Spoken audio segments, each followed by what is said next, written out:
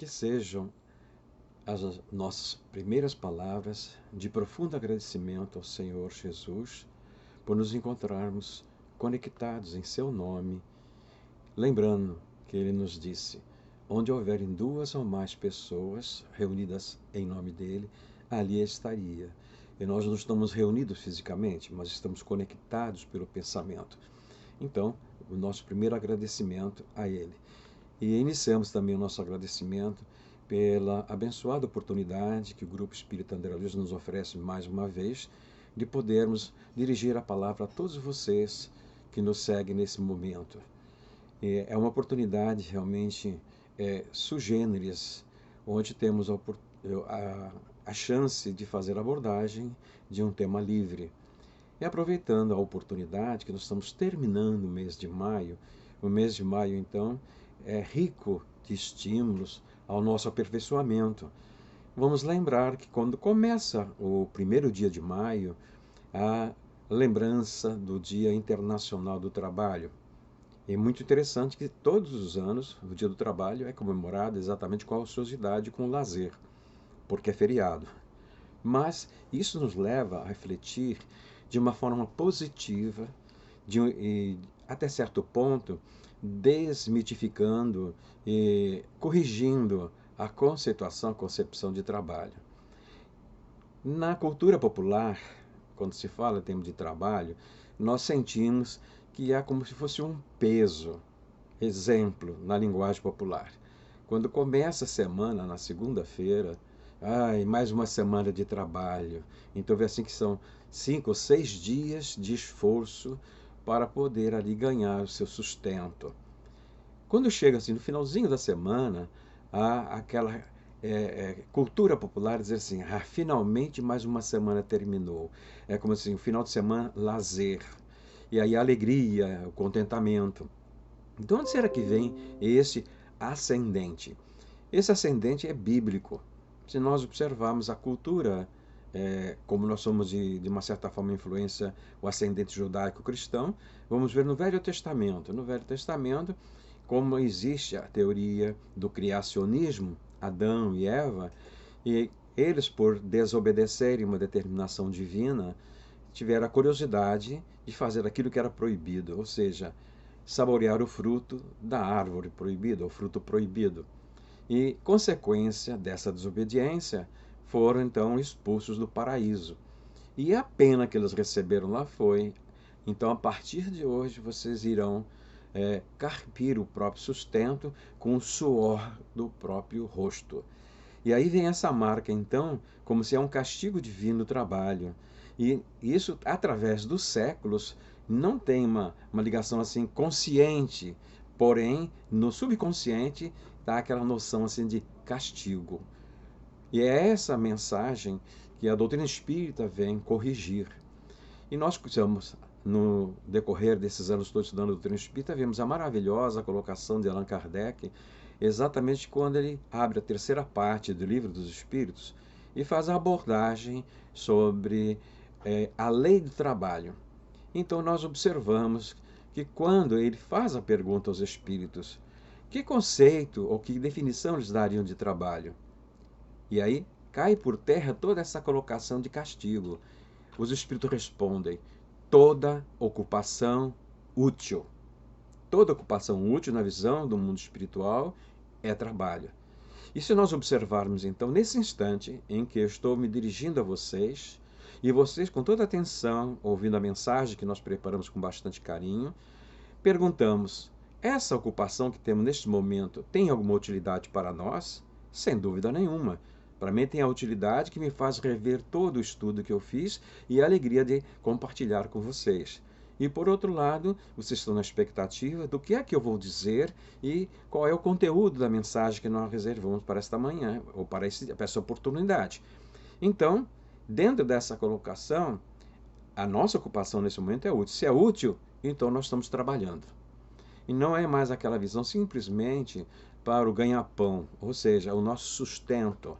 E isto também é trabalho, porque é útil para a nossa manutenção. Mas todas as atividades que nos redondem de uma certa forma em proveito positivo, na ótica dos espíritos, é considerado trabalho. E nós vamos observar que na obra divina, então, toda a criação tem utilidade.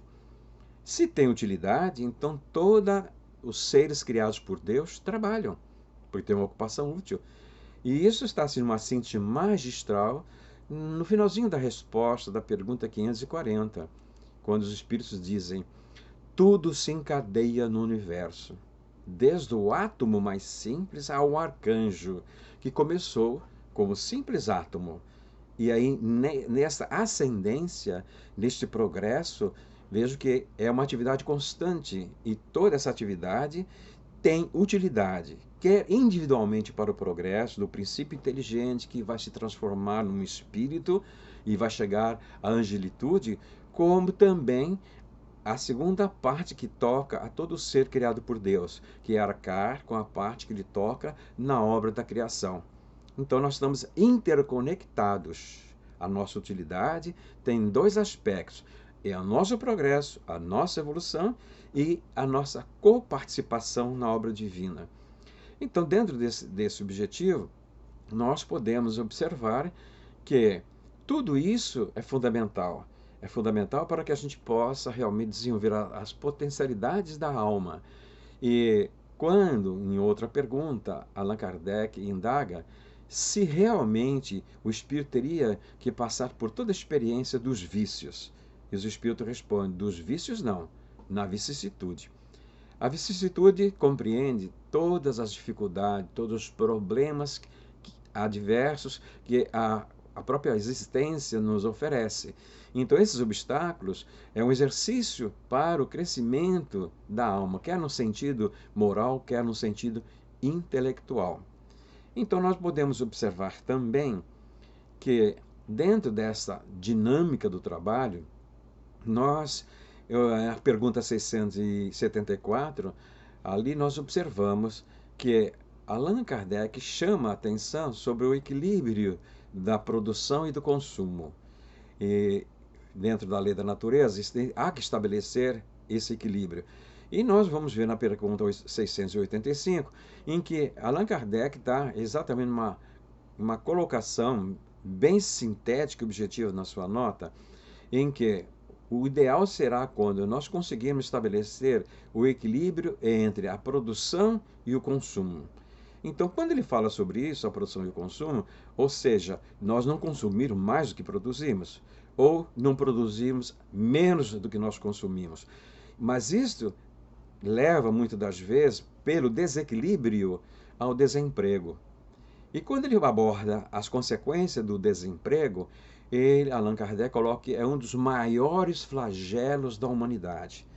E nós estamos podendo observar, na atualidade, que estamos passando por esse quadro realmente de um certo reajuste moral, essa pandemia, que nos leva a refletir sobre esse desequilíbrio entre produção e consumo, e muitas pessoas deixando de produzir, passando a necessidade, passando a carência, e aí então começa a crescer esse flagelo do desemprego, que Allan Kardec aborda muito bem, repetindo a questão 685 na nota de Allan Kardec. E ele conclui dizendo que esse desequilíbrio entre produção e consumo somente poderá ser superado através da educação. Mas é muito importante ele, como educador que foi, ele, educador, pedagogo, quando ele fala da educação, ele acrescenta: não é essa educação formal que visa transformar o ignorante em ser intelectualizado. Isso está provado na sociedade, que muitas das vezes leva a maiores desequilíbrios. Porém, ele então ressalta a necessidade de educação moral. Então, na educação moral, é a outra asa que Emmanuel se refere, que para alçar o voo do aperfeiçoamento, temos que desenvolver as duas asas, a asa da sabedoria e a asa da moralidade.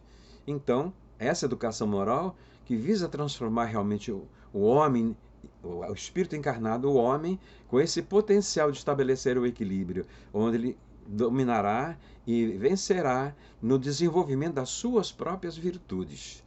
Então, quando isso passa a chamar a atenção por ele, Allan Kardec educador, nos leva a raciocinar em um outro educador, que também no mês de maio veio à Terra, e por coincidência no Dia do Trabalho.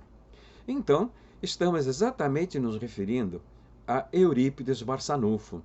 Ele nasceu em 1º de maio de 1880, no Dia do Trabalho. Portanto, há 140 anos.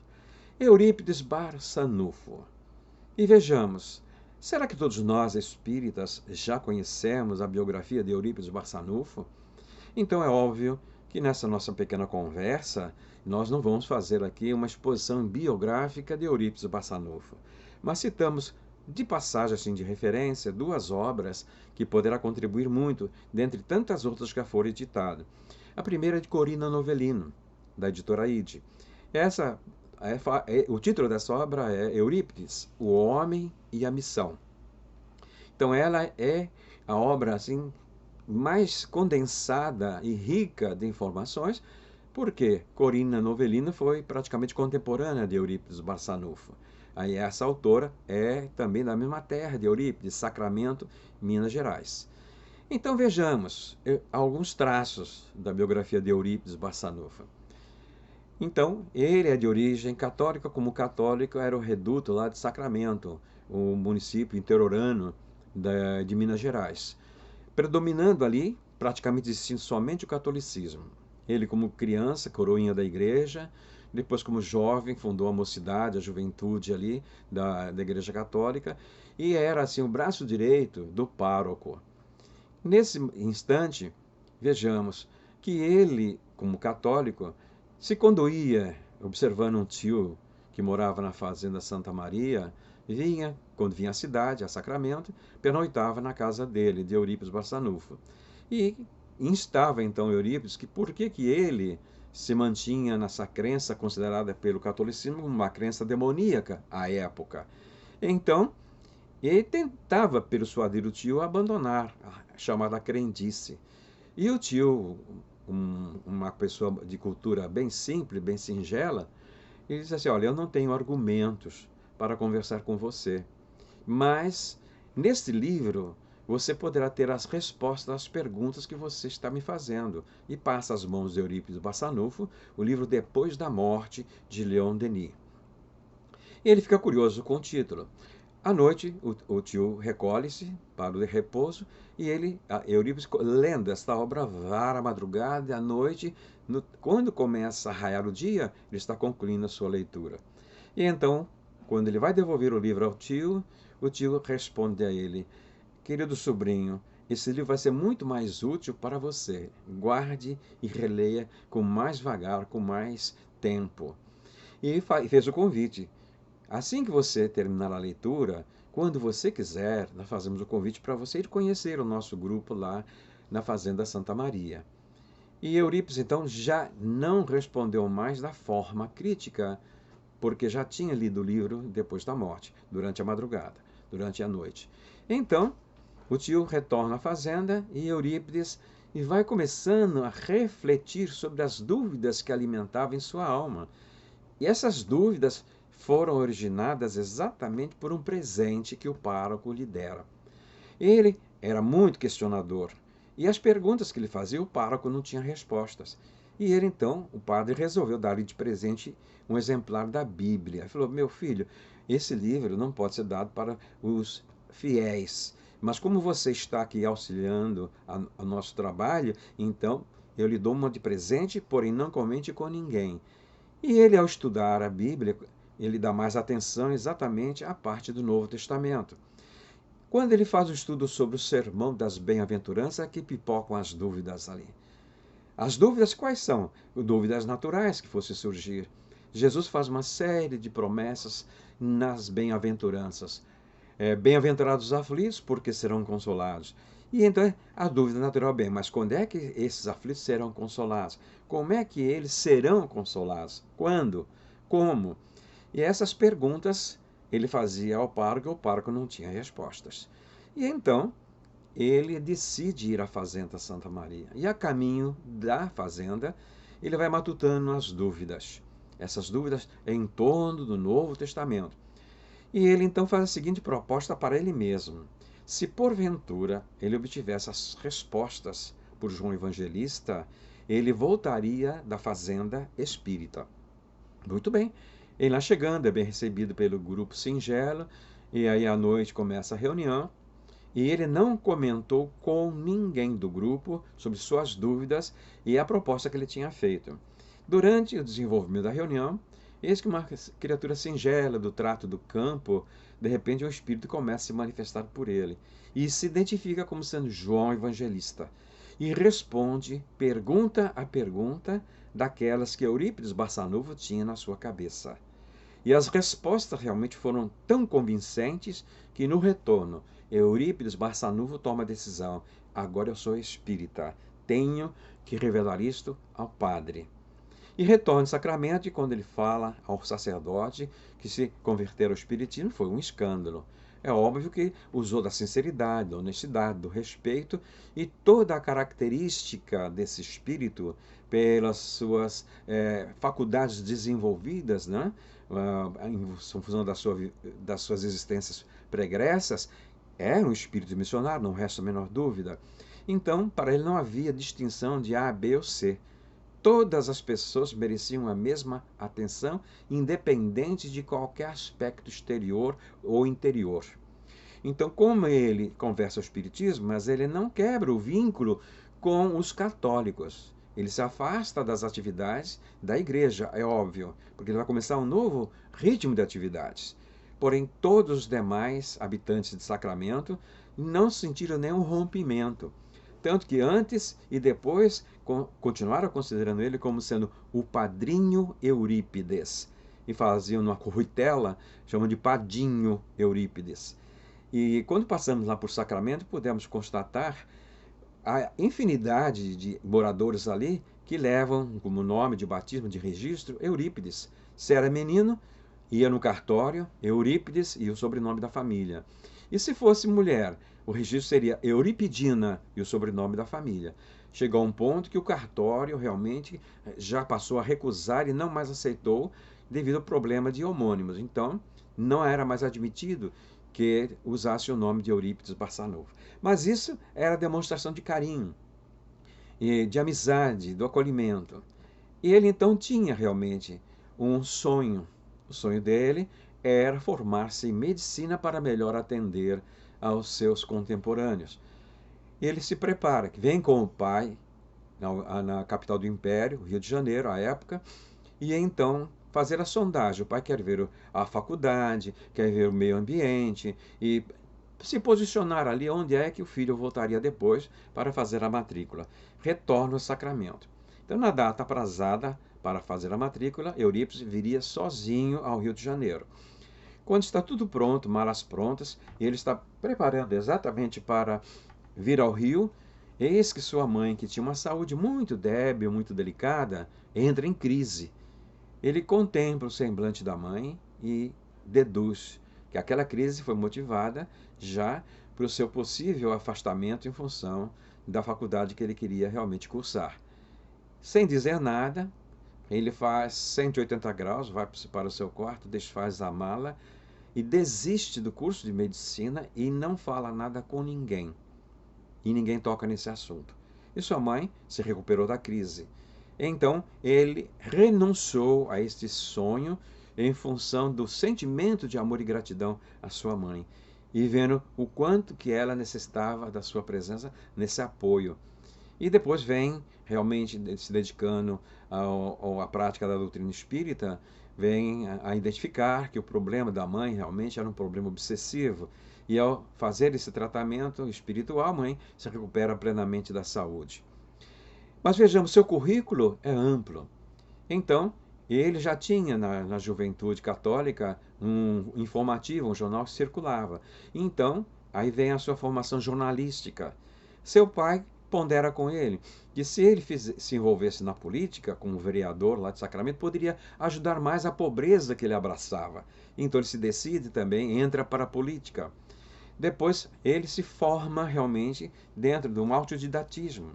Para coroar a sua formação, coincidentemente, veio um professor do famoso colégio tradicional do Caraça, que se vem assim, acidentalmente, coincidentemente, estabelecer sua residência em Sacramento.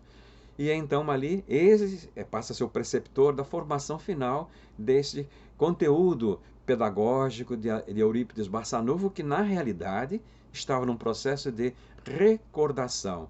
O espírito já trazia em si a bagagem das existências anteriores. E assim se forma o educador Eurípides Barçanufo, que junto a outras pessoas da comunidade funda o Liceu Sacramentano. Depois, na medida que ele começa a inserir conteúdos doutrinários espíritas no currículo do Liceu Sacramentano, os pais reagem de tal forma tirando seus filhos do liceu. O liceu, então, passa a encerrar suas atividades. Eurípides, então, decide ali fundar o primeiro colégio espírita do mundo, o Colégio Allan Kardec, e onde ele esteve à frente da direção e da orientação pedagógica até a sua desencarnação. E ainda hoje estão lá o museu, tá? o prédio onde funcionou o Colégio Allan Kardec em Sacramento. Então, Eurípides, nesse momento, ele desencarna exatamente em 1º de novembro de 1918. Vejamos, desencarnou no dia de Todos os Santos. Desencarna com 38 anos de idade. E o que chama a nossa atenção? Exatamente na época de uma pandemia. É a época que ele mais trabalhava. E veja, a vida dele é outro exemplo de trabalhador.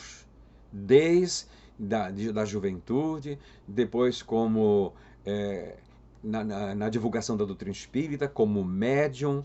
Então, em todas as frentes de trabalho, considerando o apóstolo da mediunidade, que, lendo a biografia dele, nós temos, assim, por Jorge Risini, a descrição no seu livro, O Apóstolo da Caridade, Eurípides Barçanufo, com a sua mediunidade extraordinária, que não temos narrativa semelhante a esta. E ele, então, nesse instante em que desencarna, é um momento em que a gripe espanhola dizimava vidas em todo o nosso planeta. Foi uma pandemia realmente catastrófica. E não havia o recurso que a medicina tem hoje para dar uma certa sustentação, para tentar minimizar e muitas pessoas se recuperando da atual pandemia. Naquela época, a nossa medicina era bem incipiente comparado com os progressos tecnológicos, acadêmicos, científicos adquiridos nessas várias décadas que se transcorreram. Então, nós vivemos franco progresso e vivemos uma era realmente privilegiada comparada com a era de Eurípides Barçanufo. Então, nesse momento, nós lembramos exatamente aquela mensagem da visão de Eurípides, em que ele entra no estado semi-torpor, era fenômeno característico, ocorria com frequência com ele, o desdobramento. Ele se vê assim, conduzido por uma outra entidade a uma região assim verdejante. E nessa região verdejante ele observa assim o perfil de uma outra pessoa. Ele quer estancar o passo e não consegue. Então ele é levado a chegar até essa entidade que ali está. Ele, ao aproximar-se, ele reconhece o Mestre Jesus. Ele observa assim uma tristeza no semblante de Jesus. E como que 2 lágrimas balançavam nos olhos de Jesus. E ele então se sente assim tão constrangido por aquela sensação, aquela cena de angústia, que ele declara que gostaria, se fosse possível, ser um cão para deitar-se aos pés de Jesus. E nesse momento ele reúne suas forças e pergunta: Senhor, tu choras por aqueles que não te conhecem? E Jesus não diz nada. Pergunta: o senhor chora pela velhice desamparada? Tu choras pelas crianças desvalidas? E aí então Jesus se volta para ele e diz com serenidade, com segurança e com tristeza: eu choro por aqueles que me conhecem, que conhecem meus ensinamentos e não o praticam. Então narra Hilário Silva, no livro A Vida Escreve, essa visão de Eurípides, diz que naquele instante Eurípides teve um impacto tão grande que imediatamente retornou ao corpo, despertou e não mais dormiu. E daí ele passou a trabalhar assim de uma forma incansável, atendendo às vítimas da pandemia, da gripe espanhola, acabou contraindo a gripe espanhola e veio a desencarnar em 1º de novembro de 1918. Trabalho é toda ocupação útil.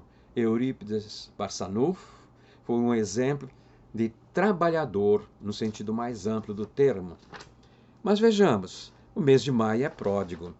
No dia, segundo domingo de maio, a sociedade comemora exatamente uma data especial que nós fecharam a nossa reflexão. Mas antes de chegar no segundo domingo, temos ainda o dia 5 de maio. 5 de maio, para nós espírita, o movimento espírita, é uma data que nós não podemos deixar cair no esquecimento, porque exatamente marca o dia em que mais um espírito veio à Terra. E nós estamos exatamente lembrando este ano, 93 anos, se não me falha a memória, de que está conosco na Terra. Estamos falando exatamente do embaixador da paz. Estamos falando do maior orador espírita contemporâneo. Estamos falando da referência de mediunidade com Jesus em atividade no momento para o nosso planeta. Estamos falando desde que fundou a Mansão do Caminho junto com Nilson. Estamos falando também do Paulo de Tarso dos nossos dias. Esse é um livro lançado pela nossa querida Ana Spranger, que narra exatamente, estabelecendo um paralelo dessa tarefa fantástica do discípulo de Jesus, Paulo de Tarso, o apóstolo dos gentios. Se hoje nós nos identificamos como sendo cristãos, nós somos gratos a Paulo de Tarso, o apóstolo dos gentios. Da mesma forma como foi um viajante itinerante, fazendo a expansão da doutrina cristã, nós temos em Divaldo aquele que difundiu novamente a doutrina espírita para o mundo. Ele saiu daqui do planeta, do país, do Brasil, saiu de Salvador e enfrentou as diversidades em muitos países do nosso planeta, implantando núcleos espíritas, dando suporte a espíritas espalhados por esse nosso mundo de Deus, onde estabeleceu um link e hoje está em franco crescimento e a gestação, que outros expositores, seguindo os passos de Divaldo Pereira Franco, vai levando o suporte, a sustentação, o estímulo, para que eles perseverem nesses arraiais do nosso planeta, espalhados por vários países, e levando a mensagem consoladora da terceira revelação. Então, não tem como nós não termos a gratidão também por esse companheiro que ainda está conosco, que apesar da limitação da saúde e da idade, longevo como é, e o quadro de saúde dele não é segredo para ninguém, todos nós conhecemos, continua em viagem no exterior, levando a mensagem do Cristo, dando a sustentação a todos aqueles que perseveram na implantação, no exemplo, na sustentação, levando a mensagem do Consolador prometido.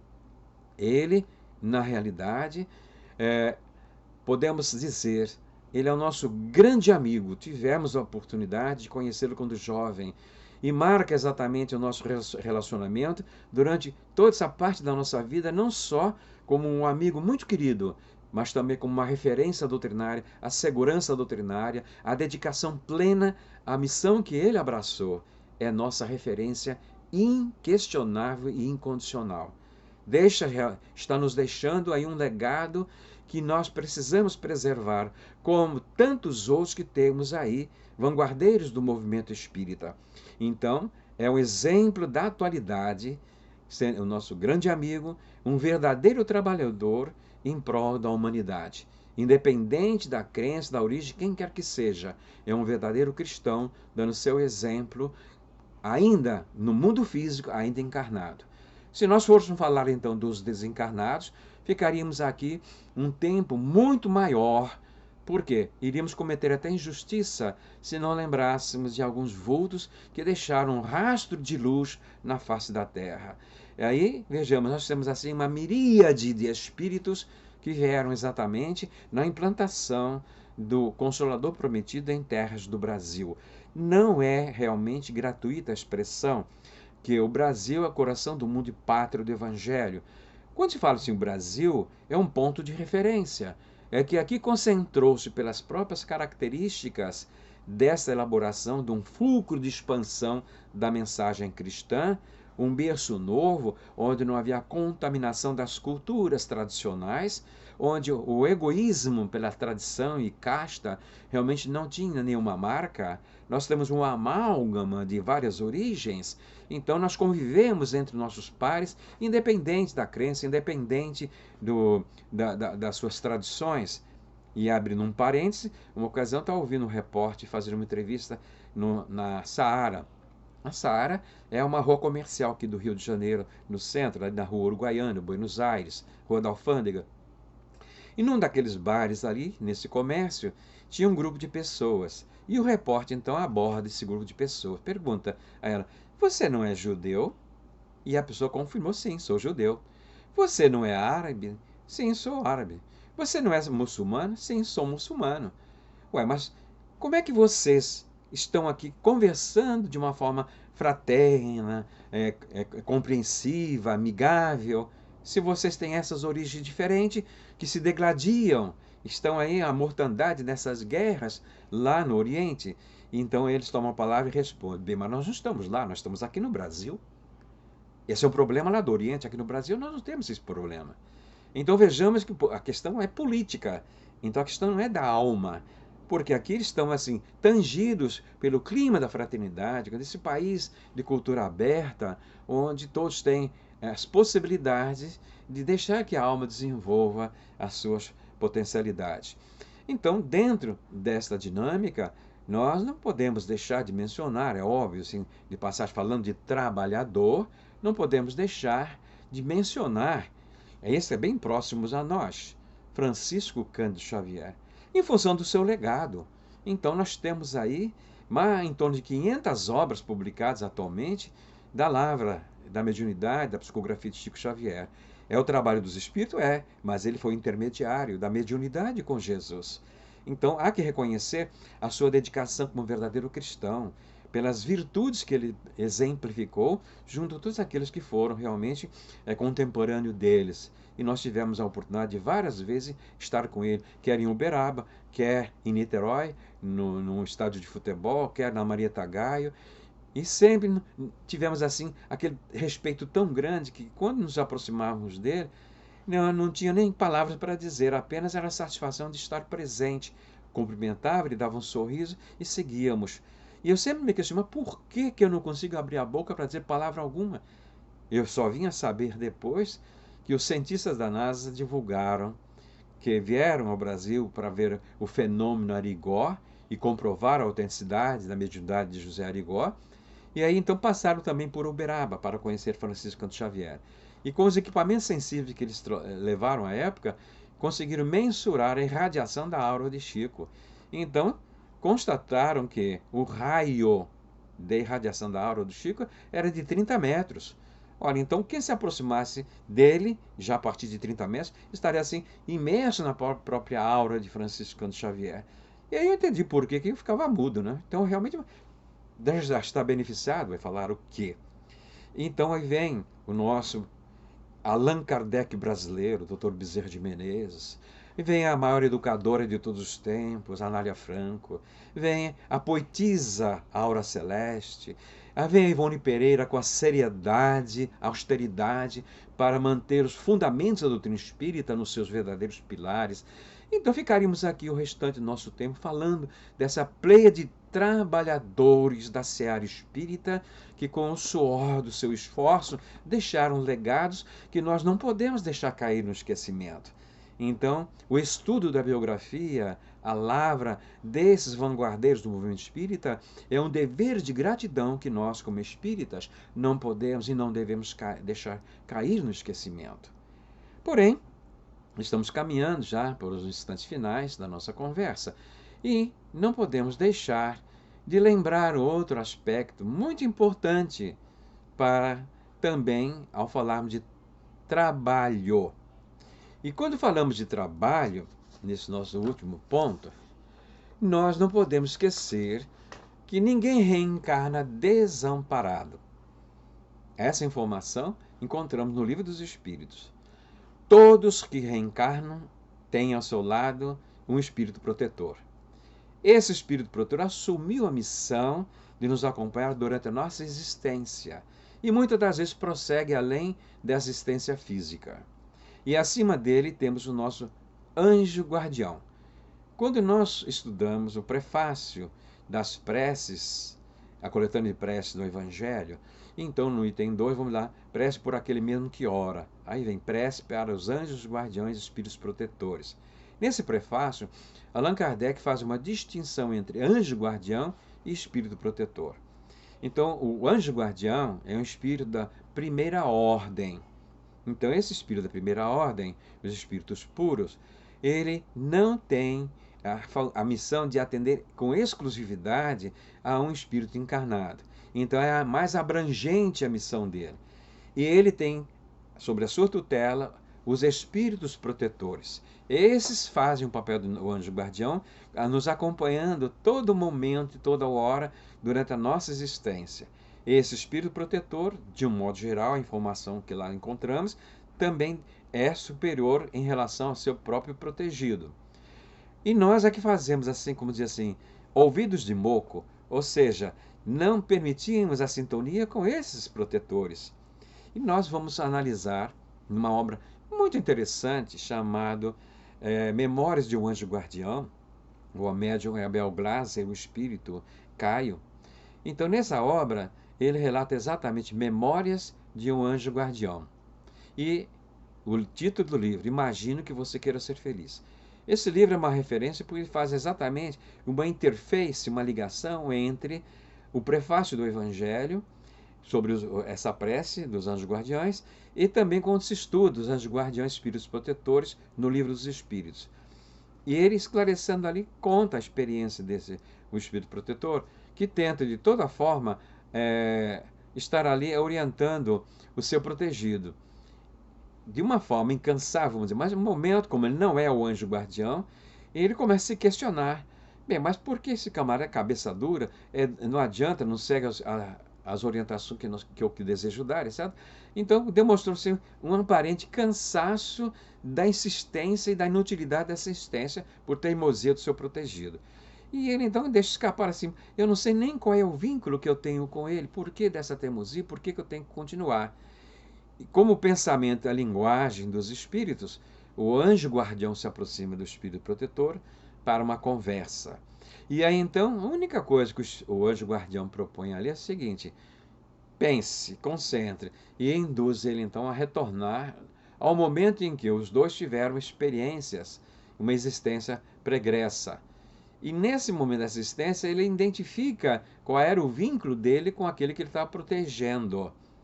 Então aquilo esclarece a ele o motivo porque agora ele estava com essa função de espírito protetor daquele espírito encarnado, ou seja, daquela alma. Então retorna à condição atual e ele, a partir dali, então silencia sem reclamar mais coisa alguma a dar o atendimento ao seu protegido. Nós temos ao nosso lado esse espírito protetor, que procura ser incansável conosco, apesar da nossa rebeldia, da nossa indiferença, através de, volte e menos, baixarmos o nosso padrão mental, e aí não estamos sintonizando a ele, o protetor, mas dando abertura de sintonia a outros espíritos menos felizes. Então nós temos o livre-arbítrio para fazer essa sintonia segundo a nossa preferência. Nenhum espírito superior tolhe a nossa liberdade, o nosso livre-arbítrio. Os únicos que nos constrangem, algumas vezes pela sintonia que nós permitimos, são os espíritos imperfeitos, esses que se dizem obsessores, esses que querem realmente se comprazer em nos afastar do caminho do bem, do caminho da evolução, do caminho do progresso. Mas essa autonomia de selecionar a proteção está presa, adrita ao nosso livre-arbítrio. A doutrina espírita vem ao nosso encontro trazer o esclarecimento desta maravilha. E uma vez que nós tenhamos entendido esta mecânica, então vamos assumir a responsabilidade do que é da advertência maior do nosso Mestre Jesus. O que advertiu o Senhor Jesus? Vigiai e orai, para não cairdes em tentação. Então vemos porque ele não falou orai e vigiai e orai. Bom, então vamos vigiar o quê? Vigiar os nossos pensamentos, não é vigiar a ação, a atitude dos nossos semelhantes. Isso não nos compete, não é da nossa alçada, é o problema da pessoa. Agora, temos que ter a vigilância sobre o nosso pensamento, a vigilância sobre as nossas palavras, vigilância sobre os nossos atos. Porque essa é a semeadura que nós estamos fazendo. Se for uma semeadura boa, a colheita vai ser sazonada. Mas se for desequilibrada, as consequências serão nossas também, porque somos os artífices. Então, quando Jesus diz vigiai, é manter o equilíbrio. Quando nós mantemos esse equilíbrio, já estamos, assim, de uma certa forma, num padrão favorável para entrar no clima da oração. E aí, no clima da oração, é um diálogo, quer com o Espírito Protetor, quer com o Anjo Guardião, quer com o nosso Mestre Jesus. Aí sim, a prece vai atingir o seu objetivo, vai alcançar o seu objetivo. Então, nós podemos sentir que, dentro dessa dinâmica, nós temos a misericórdia divina nos facultando esse recurso extraordinário: Espírito Protetor, Anjo Guardião. Mas muitas pessoas dizem assim, mas eu não tenho a capacidade de registrar a presença dele, de sentir a ação deles. Falo assim, mas isto é exatamente para que nós tenhamos autonomia, para que sejamos responsáveis pelas nossas decisões. Porque se nós tivéssemos assim a consciência, bom, o Espírito Protetor está me sugerindo isso, ou o Anjo Guardião está me orientando isso, e fôssemos assim, iríamos nos encostar a essas orientações, não teríamos mérito nenhum. Então, quando é que a gente começa a ter mérito? Na infância a gente não sabe, é inocente, ingênuo, então os pais conduzem. Mas a partir do momento que a gente entra na pré-adolescência, daí para frente, vamos reassumindo o controle da nossa existência, como está em O Livro dos Espíritos. Então, vejam, os Espíritos dizem, o que tinha que se fazer em educação está feita. Porque quando o Espírito começa a demonstrar a sua autonomia e está reassumindo a sua existência, ou assumindo a tal existência, ali o que tinha que fazer em termos de mudança de rumo do caráter já está feito. Porque todas as posições, assim, mas somente a pai dá ideia com muito diálogo. Mas se o pai ou a mãe educador, aquele responsável, não teve diálogo com a criança e com aquele pré-adolescente, não vai ser a partir daquele momento que vai conseguir estabelecer diálogo. O terreno está perdido. Então, o diálogo tem que ser começar a ser mantido já na primeira infância. A criança não perder essa confiança, ter o pai, a mãe, o educador como amigo. E nessa confiança o vínculo permanece. Aí há a possibilidade de dialogar durante a juventude, a fase adulta e daí para frente. Então, nesse momento em que a criatura assume o controle da existência, vejam bem, muitas das vezes vai fazer as coisas contrário ao que os educadores, os pais sugerem. Mas o que é isso? Exatamente a necessidade de provar que tem esse direito à liberdade, direito ao pensamento, ao livre-arbítrio. Está assumindo essas potencialidades. E realmente a responsabilidade é de cada um que toma essas decisões. Por essa razão, então, nós não temos consciência do que esses espíritos protetores estão nos intuindo. Vem como se fosse uma ideia que nós estamos tendo. Mas que boa ideia eu tive. Bom, mas se essa ideia não é constante no meu procedimento, essa ideia não é minha, ela está vindo de alguém. E primariamente, se ela é positiva, do nosso espírito protetor, do nosso anjo guardião. Então, quem diz que não tem um anjo guardião e não conhece esse anjo guardião? Quem diz isso está muito distraído. Então fechamos o nosso link agora do nosso diálogo, da nossa conversa, lembrando que ninguém surge na Terra sem um anjo guardião que lhe receba. O anjo guardião já está aqui, nos esperando. Melhor, trabalhando para que nós venhamos para a existência material. Que história é essa? Muito simples. A preparação para que nós venhamos a nascer leva em torno de 9 meses, em situações normais, no prematuro até mais cedo. Mas alguém está fornecendo todos os elementos para a formação do corpo. Então veja, o carinho dessa gestação. E aí, tanto Jesus, depois Pedro, costuma dizer assim, só o amor cobre uma multidão de pecados. Onde é que a gente pode ver isso objetivamente, de uma forma prática? Durante a gestação. A mãe não sabe que espírito está retornando através do corpo sendo gestado no seu útero, no seu ventre. Não conhece racionalmente na vida de relação como espírito encarnado.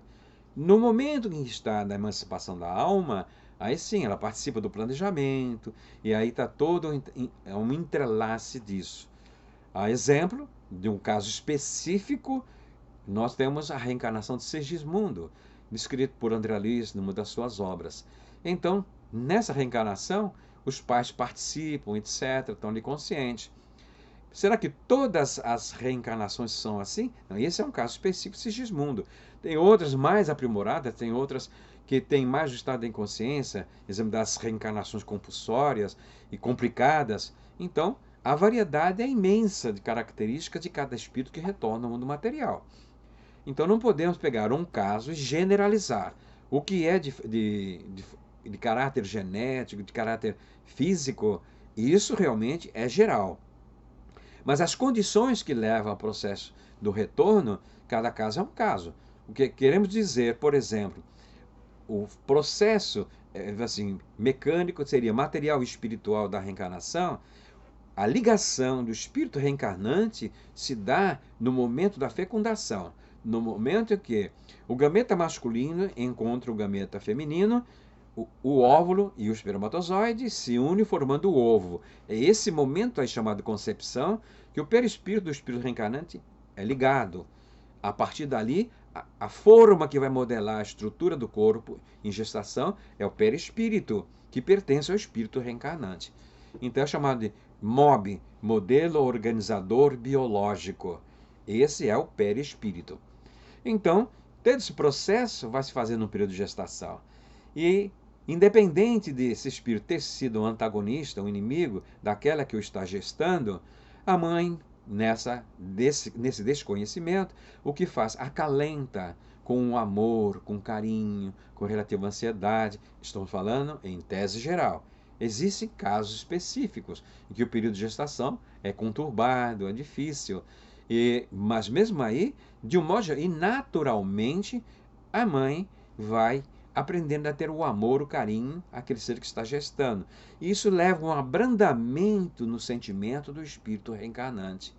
E depois, essa interdependência após o nascimento, a amamentação, os cuidados, etc., ainda estaria presente a dedicação, o devotamento, o carinho, a renúncia. Todo esse sentimento vai amolentando o espírito reencarnado, que começa a sentir o que? O carinho, o amor por aquele ser, esse anjo guardião encarnado, reencarnado, que vai dando exatamente todo o apoio na nossa primeira infância. Estamos nos referindo a quem? A nossa mãe. E diretamente estamos fazendo a referência da mãe no sentido biológico. Mas tudo tem as suas exceções, como dizem, toda regra tem exceção. Temos mães biológicas que realmente não mereciam nem o nome de mãe. Biologicamente gerou o filho, mas não quer ter vínculo e realmente aquilo é como se fosse algo desejável, que não merece nem maiores comentários sobre esse aspecto. Mas mesmo assim é chamada de mãe ainda porque tem a oportunidade de reconsiderar as suas atitudes, o comportamento. Mas temos outros anjos guardiães que, embora não tenha gerado aquele corpo físico, se debruça sobre essa criança através da adoção, às vezes nem pela adoção, mas simplesmente recebe a criança para morar consigo, dando apoio a uma família numerosa. Então são pessoas que realmente estabelecem, existe aquela filiação assim, pelo sentimento, pelo coração. Demonstra realmente o aspecto da renúncia, das características, né? Então, esse anjo guardião, que por misericórdia divina, abre as portas através do berço para a nossa existência material, nós temos aí o exemplo do maior amor na face da terra, dedicação, de renúncia, de devotamento, de abnegação.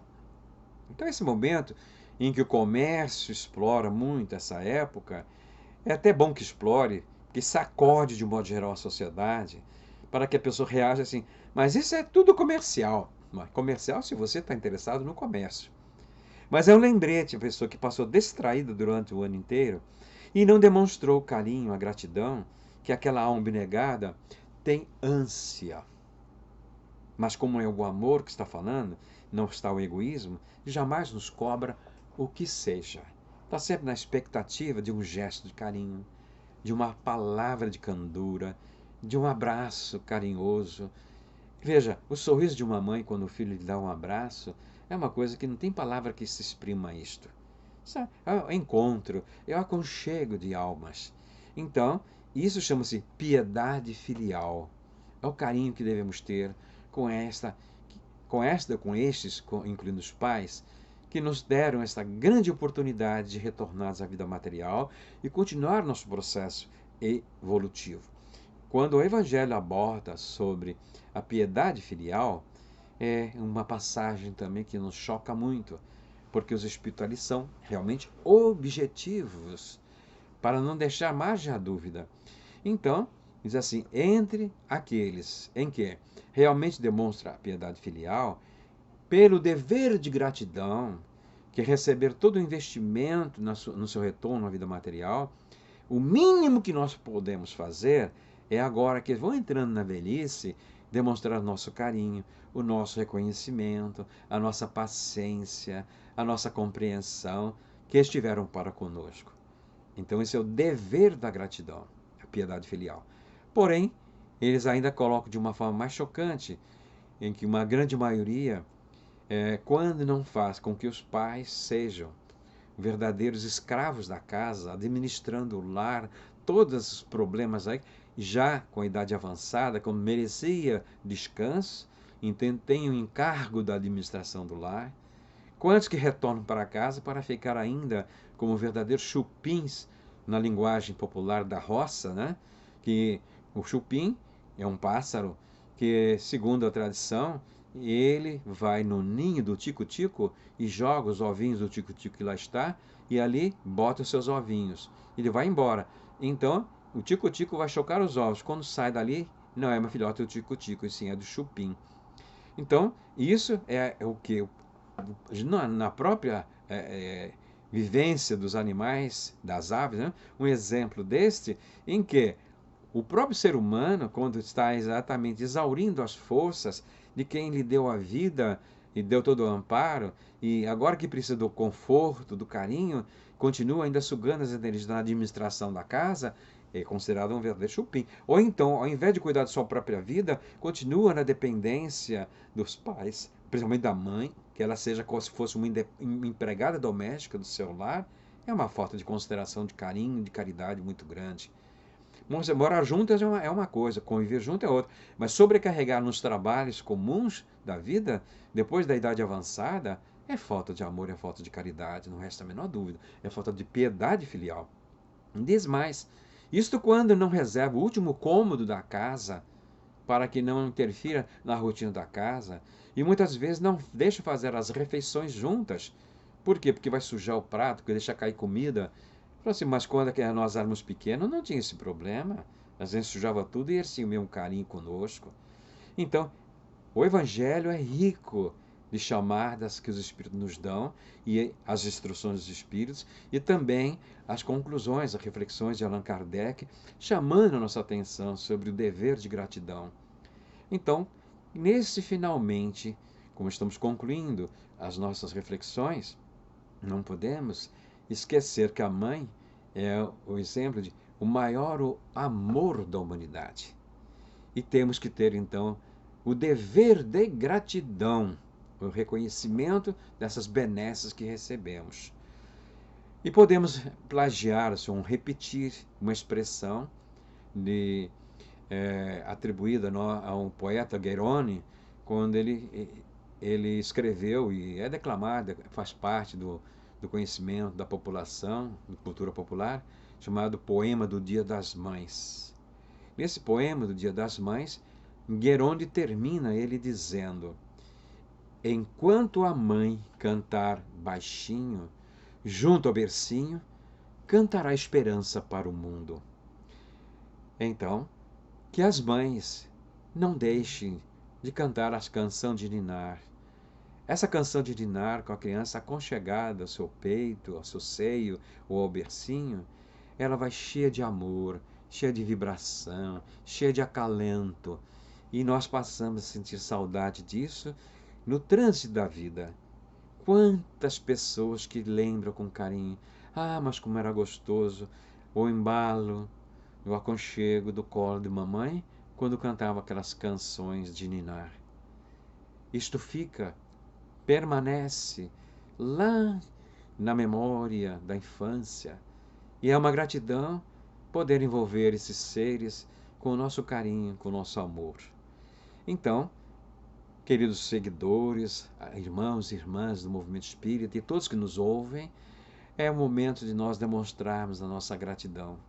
A gratidão não só a esses que nós numeramos, abrindo o 1º de maio, falamos de Eurípides Barçanufo, depois falamos do 5 de maio, de Divaldo Pereira Franco, fizemos uma pincelada desses vanguardeiros do movimento espírita e fechamos o nosso raciocínio com esse anjo guardião que permanece ao nosso lado e muitas das vezes nos antecede para o retorno do mundo espiritual, e aí fica um vácuo, fica um espaço que nada preenche. É a carência do amor, do carinho que nós desfrutamos e muitas das vezes não tivemos a consciência de valorizar. Então, quem ainda tem sua mãezinha, demonstre seu carinho enquanto pode. Uma expressão muito sábia que aprendemos e tentamos fazer uso dela: nós nunca nos arrependemos daquilo que sentimos a necessidade de fazer e fazemos. Só arrependemos quando pensamos, eu devo fazer isso, e não faz. Eu devo dar um abraço na minha mãe, devo ser mais carinhoso como meu pai, eu devo ser mais fraterno. Bom, eu estou consciente disso. Deixo passar amanhã, depois, desencarne, eu não fiz. Eu quero fazer uma ligação para uma pessoa muito querida. Amanhã eu faço, depois eu faço, e vem a notícia que ela faleceu. Então, enquanto estamos aqui a caminho, os impulsos que vêm no nosso íntimo, da demonstração do carinho, da fraternidade, do verdadeiro sentido de amor, não pode esperar tempo algum. Que deixamos então o nosso coração falar mais alto, que estaremos vibrando em sintonia com o nosso Mestre Jesus, que nos diz: vinde a mim, vós que estáis cansados e aflitos, que eu vos aliviarei. Aprendei em mim, que sou brando de coração, leve é meu fardo, suave é meu jugo. Vinde a mim, que eu vos aliviarei. Aprendei de mim, que sou brando de coração, leve é meu fardo, suave é meu jugo. A minha paz vos dou, a minha paz vos deixo. Não vou lá dou como o mundo a dá. Que esta paz emanada do nosso Mestre Jesus, que nos envolveu durante esses instantes, continue conosco por todo sempre. Muita paz em todos os corações.